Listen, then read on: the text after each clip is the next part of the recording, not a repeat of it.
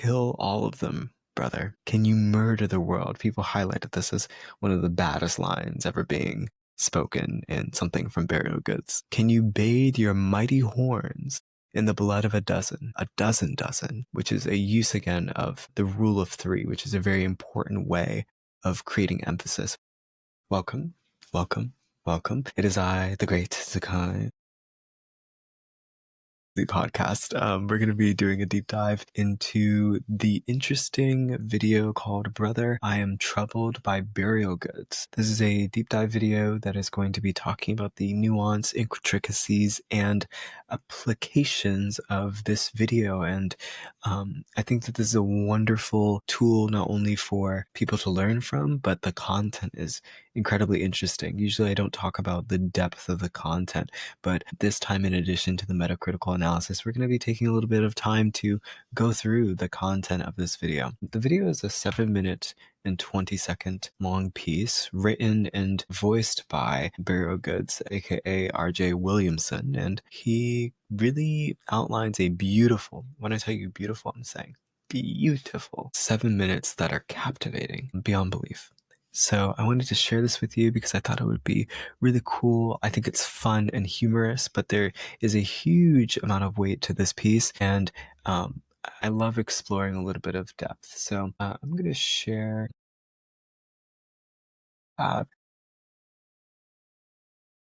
And let's get started with this. Again, this is Brother, I Am Troubled, a conversation between two bulls.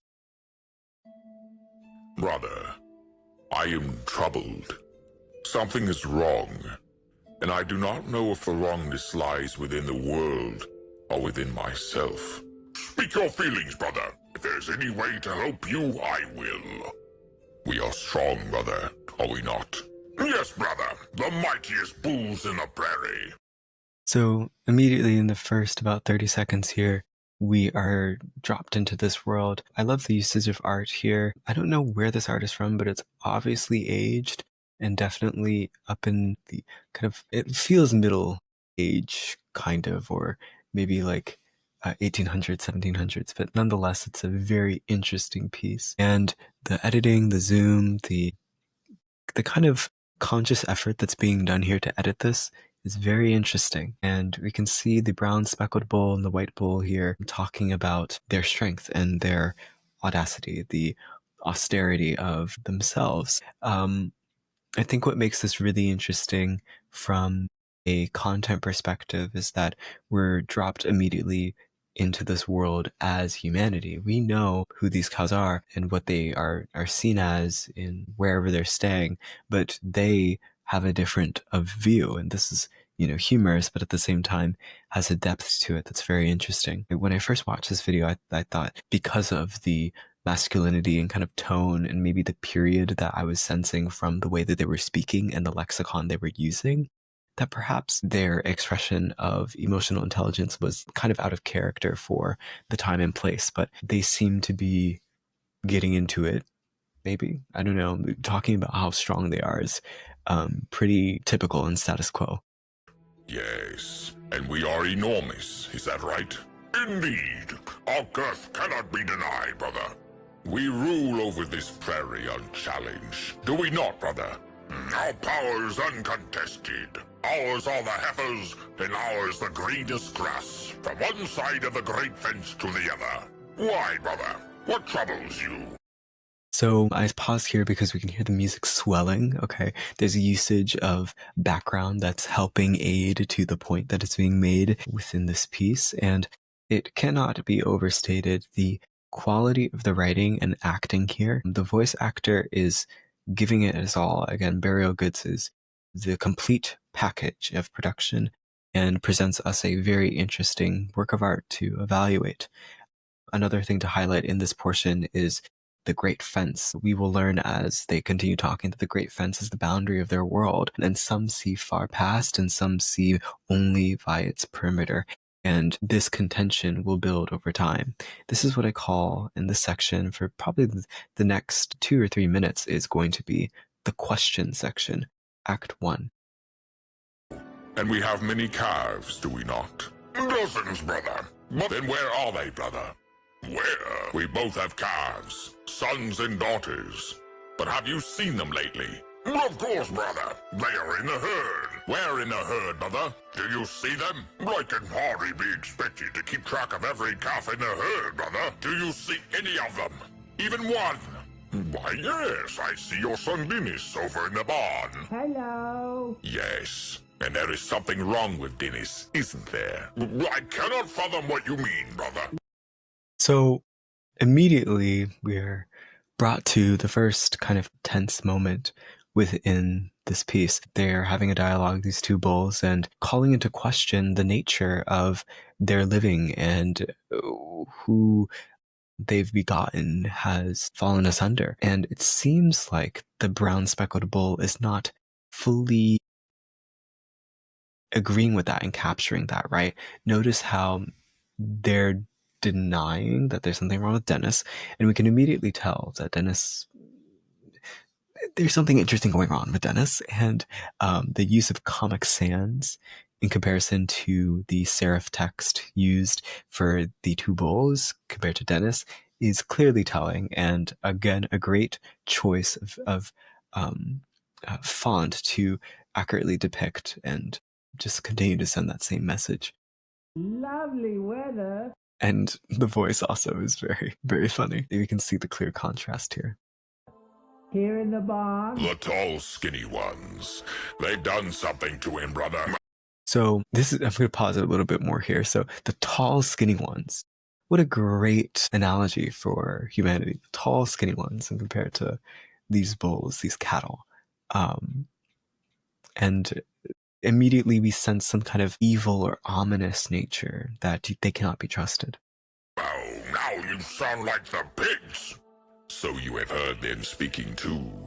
And the brown speckled bull has this contention with the pigs. There's some sort of hatred, and we're going to find out why eventually. But I find when I was watching this for the first time, very funny that these two bulls had something against the pigs. I mean, they're all farm animals. I'm not sure, but they don't look the same, so perhaps there's some element of segregation, Pigs are fools, brother. Always concerned with getting more food in their bellies. Do you see us starving? No, brother, we want for nothing. If anything, the tall, skinny ones they worship serve us. I do not think that is how they see it, brother. So the white bull seems a little bit more understanding of the human side of things. We, at this point, would empathize, or at least take the perspective of the white bull, because that is how we see things, obviously. And the brown speckled bull is pushing this narrative that they are over and proud, again, egotistical, pushing that narrative of the greatness of these bulls. That is the impact that the brown speckled bull is trying to take. And we will learn maybe that's true, maybe that's not true. Then they must surely fear us. Why, we could crush them. Yes, and gore them with our horns. Our mighty horns. And then stomp their bones with our hooves until they crack. Indeed. And crush the very breath of life from their flesh and drag them out for the pigs to devour. Now, I love the editing of the zooming. Again, that close cut creates intimacy, even though this is a still image of a painting. But nonetheless, it is creating an intimacy that we can innately hear. And also the diction and intonation, as well as the staccato of the words that they're using and how they're articulating them, creates this volume and this intensity that is more than just raising your voice or more than speaking in anger or bitterness. That we could, brother, but why might we? Now, this immediately struck me as odd. Dennis being unacknowledged as being damaged by the brown speckled bull, and now this question. I mean, the brown speckled bull started that we could crush them, that he started this kind of back and forth that they just had, but now he himself is calling it into question. Is this a realization? Do you see the shed in the distance, between the house and the barn?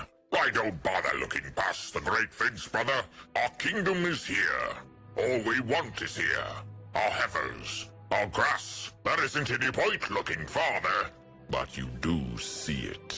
So the brown speckled bull now describes the connotation around the Great Fence, that it's, their kingdom, that it's their borders, that they have all that they need inside of it. But the White Bull pulls this into question. I can look upon it if it troubles you so. The pigs call it. You speak of the pigs again, brother? You have become obsessed with those filthy creatures. They call it the shed of no return. Oh, how ominous. Mocking. I find this crazy. And the shed of no return is such a powerful statement for the slaughterhouse. And it makes me call to mind veganism and the fair and understandable points that people who practice veganism and being vegetarian have. I wonder how this is interpreted by people who have that kind of understanding, because there is definitely a clear humanization and personification of these animals and how they see the world, and we can empathize with that. But your calf Dennis did return. I think I see a bird. Pigs are fools. Yes, they took Dennis to that shed, and he returns damaged. They have done something to him, brother. If you insist. You don't care, do you, brother? You would rather ignore the truth right in front of you than admit something evil is being done to us. To our calves. We have other calves. I don't see any. And we can make as many more as we want. Listen to yourself, brother. All you care about is your grass, your heifers. You see nothing else. So the White Bull calls into question, love saying calls into question is my favorite new term, the brown speckled bull's ego. I mean, this is a egotistical bull that is ascribed to his kindred and his people, but he really cares only about his well-being and himself. He is willfully ignoring and willfully ignorant, it seems, about the world. Or maybe he is fully ignorant, but we learn there is nothing else to see, brother. That is all the joy in the world. Seeing the rest brings sadness. You know more than you are saying, and if you do not wish to have more sadness, you will look less, and know less, and say less than do I. Now, the idea here is that it turns into Act 2, where now after this questions and bringing all of this, exploring all of this up, the brown speckled bull reveals his position, that actually he is against everything. He sees it, but he chooses not to do anything about it because to do so would bring sadness. And I think that that's a level of cowardice and a level of shame that the brown speckled bull should have. Especially, I don't know how the white bull feels, but nonetheless, if I knew that someone could see it all along and I was blind and oblivious, that I would be a little bit pissed that they wouldn't allude to me, especially as a brother, tell me clearly what's going on. The impact of the world right now on their shoulders is such a great thing to bear, and to not want to bear it together is that sign of kinship, and that sign of camaraderie is disgraceful, in my opinion. And I think that this is a really interesting twist and brings us to Act 2, the speckled confession. Dennis won't be able to sire any calves, will he? Of course not, brother. He would challenge our rule. And when we are too old to sire, the tall, skinny ones will bring in new bulls then. So our dynasty is meaningless? It dies with us, brother. And our other calves, our sons and daughters, some for meat and some for milk, if what the crows say is true. And the pigs. Yes, brother. Fools, all of them, to know so much. Better not to. Better by far.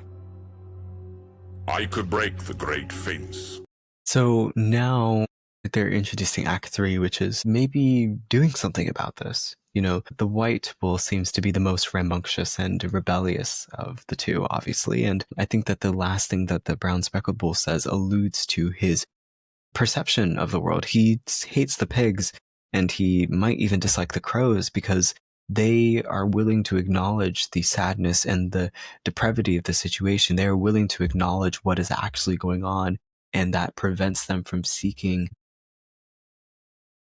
greatness and happiness and satisfaction, and the brown speckled bull believes that that is foolish and stupid. Very interesting perspective, and somewhat alluding to his eventual pragmaticism that we're going to see here.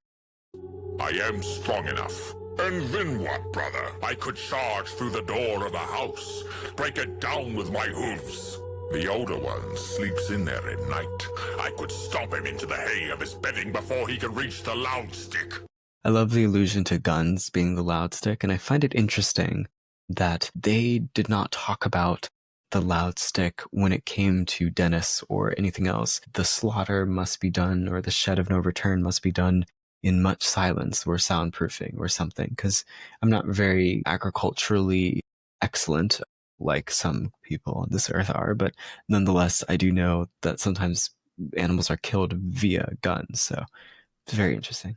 There are more of the tall, skinny ones that tend to the hay bales. They have sharp sticks, brother, and they sleep near them, in the barn. It's cold in here. Now, I think that the impact that Dennis has on this is keeping the tone of this video from deepening into a depravity. I think that people who would watch this video are from all different walks of life and all different levels of wanting to go into this deeply or not. And you might just be doing this for the hilarity of it. And there's so many elements that hint at the comedy and the humor. Again, the wording, his voice, the aggression in which they speak, the editing. But there is that secondary level of depth, but Dennis continues to keep it uplifted in tone. Very smart and wise thing to do. I could gore them, charge at them from behind. Both of them, brother, at the same time. They will skewer you with those sticks, and you will be no more. I could, if you helped me, brother. And what then if you did? More would come. With the sun, the others will arrive on the great metal beast and see their fellows dead, and you and I painted in their gore. And they would take their sharp sticks and the loud stick, and we would feed the pigs well indeed, brother. This talks to the pacing, right?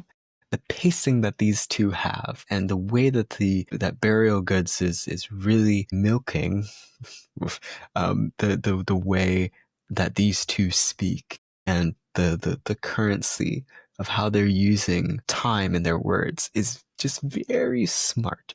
As we go into this Act 3 of tactical escape and looking at how they're going to leave, they just discuss this. We see that they become longer and longer in their monologues to let their points be heard, because there is a frustration, maybe there's an intensity. And we can see that the brown speckled bull is somewhat pragmatic and somewhat logical in how he's approaching trying to destroy the tall skinny ones. And we can see that the brown speckled bull might have somewhat rooted reasons in being willfully ignorant. Maybe he's a lot wiser than we perceive. Then we will leave before the sun rises. And then what? We lead our heifers into the wilderness to be hunted by predators? The tall, skinny ones will find us. They will take us back. Not if we kill them too. Can you kill all of them, brother? Can you murder the world? Can you bathe your mighty horns in the blood of a dozen, with horses in metal beasts, and sharp sticks and loud sticks, and all of the malevolence of a wronged father, and all of the rapacity of a ravenous pig? Let's pause, let's pause for 1 second. How iconic was that? Little bit. Can you kill all of them, brother?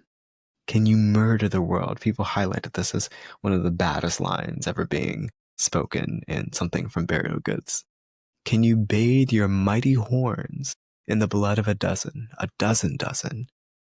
which is a use again of the rule of 3, which is a very important way of creating emphasis. Okay, can you kill? Can you murder? Can you bathe? Blood of a dozen, right? And then with horses and metal beasts and sharp sticks and loud sticks and all the malevolence of a wronged father and all the reciprocity of a ravenous pig. And when he says wronged and ravenous, it's the rolls of the R, we have the alliteration, the consonants. All of these things add to the passion, the greatness. And though he raises his voice, the volume is magnified, right, by the figures of speech that he uses. Again, this is keeping us entertained, obviously, but it's making a point to the white bull. Very interesting. And we see he says, no. No, but I can kill more of them with you at my side, brother. Then the whole herd dies. Our rule, our pasture. We lose everything, brother. For nothing. For vengeance, brother. You have slept here before in the cool grass. Sleep tonight, brother. We have forgotten a multitude of sorrows here. Life is better than revenge. Sleep beside me as you have before, brother. The dew of the morning will cool your blood, and tomorrow's thoughts will be clearer than tonight's. No. Dreams will not come near me this night, brother, for my eyes are swollen red and will not shut, and my thoughts are blood. I am going, brother. I will break down the great fence, and the herd will leave with you or without you. I am going to the house, and before I die, I will feel the flesh of the tall, skinny ones on my hooves. I will feel the air go out of their lungs. I will feel their bodies cold upon the ground before I join them. Then it ends tonight, brother. And I love this line. Okay, the delivery, excellent. Kudos to you, Burial Goods. It shows the contention.